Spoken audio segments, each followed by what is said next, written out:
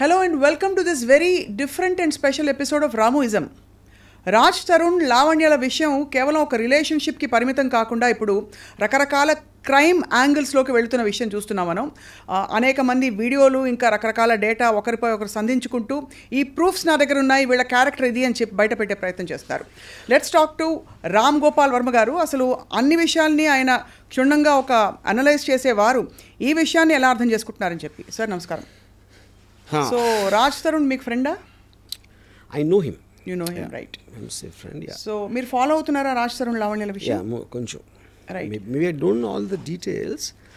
అంటే అక్కడ more than Raj Tarun what ever మీడియాలో జరుగుతున్నాయి కాంటాక్ట్స్ కన్నా ఈ రిలేషన్షిప్స్ ఆస్పెక్ట్ అనేది ఐ ఫీల్ అంటే ఇది దీంట్లో ఉన్న స్పెసిఫిక్ ఇన్సిడెంట్స్ మనకు కూడా అన్ని డీటెయిల్స్ తెలియకపోవచ్చు, బికాజ్ మీడియాలో రకరకాల వర్షన్స్ ఉన్నాయి and it is under investigation and blah blah you know. But when you hear the audio recordings and all that, that is what which actually is very surprising. Ante oka middle class educated people as alanti language vaadtaru anedi I was quite taken aback. ఇద్దరు వైపు నుంచా ఒకడి వైపు నుంచా? No, I think mostly అమ్మాయి వైపు నుంచి. అమ్మాయి వైపు నుంచి, లావణ్య గారి వైపు నుంచి, right. I mean fair enough to say ఇప్పుడు కోపంలో ఏదో అనేస్తారు అనే డిఫెన్స్ అనేది I find it very అంటే almost you will understand a persons character from the way మీరు మాట్లాడే దాన్ని బట్టి మీ క్యారెక్టర్ అర్థమవుతుంది కదా ఎప్పుడైనా. So I think that is an index. Yeah right. So అంటే మీరు ఒకసారి ఒక కథ చెప్పారు. ఇద్దరు మనుషులు చాలా ఇష్టపడి ఒక 6 నెలల తర్వాత they can't the very very existence అని చెప్పి అంత వైరుధ్యం వీళ్ళిద్దరి విషయంలో రావడానికి మీరు గమనించిన విషయాలు అంటే I don't want to speculate on specifics but I want to give an example in the context. ఇప్పుడు ఫస్ట్ వచ్చినప్పుడు నువ్వు లేకపోతే నేను లేను, నువ్వే నా ప్రాణం, నువ్వు లేని జీవితం లేదు అని అదొక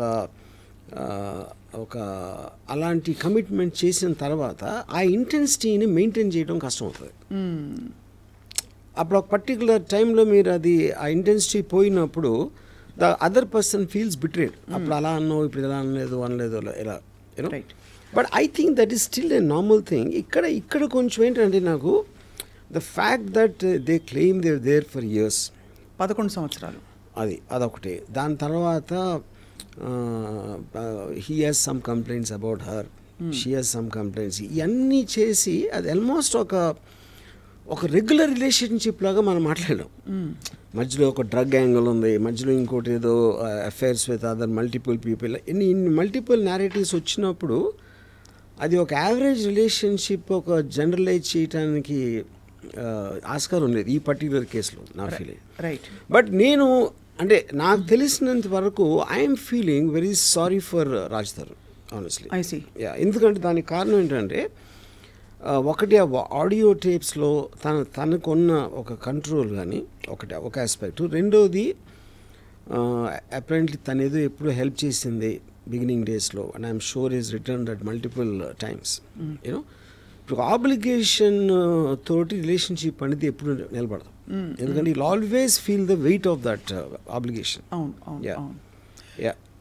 సో అయితే మీకు your feeling sorry, but is it based on అంటే లావణ్య అతనిపై రకరకాల ఫస్ట్లో ఆరోపణలు చేసి అట్ ద సేమ్ టైమ్ ఈ ఆడియో టేప్స్ లీక్ చేయడం, కొన్ని ఎవిడెన్సెస్ని చూపించే ప్రయత్నం చేయడం, ఇవన్నీ దానివల్ల your feeling that sorry for him? I think it's highly manipulative and pre-planned అన్న ఫీలింగ్ వస్తుంది. From whom? From that girl side. అంటే ఒక almost I'm not saying criminal, but criminal minded. అంటే ఆడియో రికార్డింగ్ చేయటం, ప్రతి ఫోన్ రికార్డ్ చేయటం అలా అలవాటు ఎవరికి ఉంటుంది, ఎందుకు చేస్తారు? They always want to gather that and to use it on some other day. So that is bordering on criminal behaviour అంటున్నాను. బట్ ఆ అమ్మాయి కూడా ఫ్రాంక్లీ ఏదో ఒక భయంతో ఒక హెరాస్మెంట్కి గురయ్యి, లేదు ఏదో జరిగిపోతుంది, I will lose this person రేపటి రోజున అనే ఒక బెంట్ ఆఫ్ మైండ్లో నేను 11 సంవత్సరాలు ఇచ్చానంటే చెప్తున్నా. లూజ్ దిస్ పర్సన్ అని మీరు బలవంతంగా ఒక పిజన్లో పెట్టేస్తే, ఒక పంజరంలో బంధించేసి అంటే ఒక ఊపిరాడకుండా చేయటం అనేది how is that valid point? అంటే ఒక మనిషిని అలా బంధించలేము ఏ బంధంలో, ఎవరు చేయలేరు.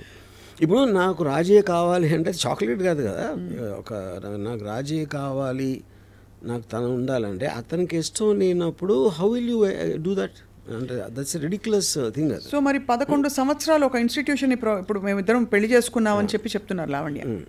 11 సంవత్సరాలు ఒక మనిషితో కలిసి ఉన్నప్పుడు అది సహజీవనంగా కూడా ఒక పెళ్లిగా గుర్తించబడుతుంది కోర్టు ప్రకారం. మరి ఎవరి మీద హక్కు ఉండదా చట్ట ప్రకారం? ఇప్పుడు పెళ్ళి అయినా కూడా ఈవెన్ వాళ్ళు సహజీవనం అంటున్నారు. See, there are so many people who take divorce after 25 years, 30 years తర్వాత తీసుకుంటారు డివోర్స్. రైట్. ఇన్ఫ్యాక్ట్ రీసెంట్లీ నాకు ఒక ఆయన చెప్పింది అబౌవ్ 60 డైవోర్స్ రేట్ ఎక్కువ అవుతుందంట సడన్గా, which you will find strange. కానీ అతను ఇచ్చిన రీజన్ ఏంటంటే ఇంకా అప్పటికి పిల్లల పెళ్ళిళ్ళు ఇలాంటివన్నీ అయిపోతాయి కదా, వాళ్ళకున్న రెస్పాన్సిబిలిటీస్ అయిపోయి ఇప్పుడు కన్నా వదిలించుకుందాం, మా మిగతా జీవితం సుఖంగా ఒంటరిగా బతుకుదాం అనే దానికి ఇండికేషన్ అది. You know, so to live together without consent is a impossible thing అది. రైట్.